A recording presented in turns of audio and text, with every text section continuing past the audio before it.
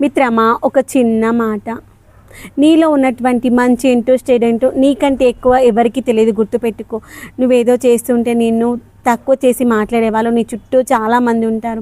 వాళ్ళు నిన్ను తగ్గించి మాట్లాడారు కదా అని నువ్వు తక్కువ కాదు.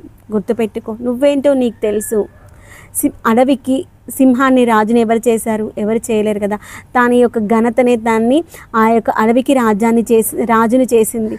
అదేవిధంగా నువ్వు కూడా అంతే. నీలో ఉన్నటువంటి సామర్థ్యం ఏంటో నీకు తెలుసు కాబట్టి ఆ యొక్క సామర్థ్యాన్ని ఉపయోగించి నువ్వు జీవితంలో ఎదుటి మనిషి వాళ్ళు చాలా మాటలు అనుకుంటూ ఉంటారు.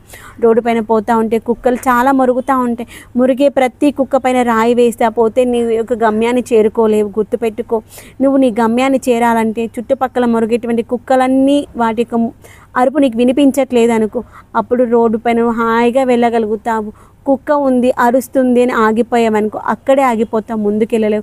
మనుషులు కూడా అంతే. నువ్వు ఎదుగుదలను ఓర్చుకోలేక ఎన్నో మాటలు అంటూ ఉంటారు.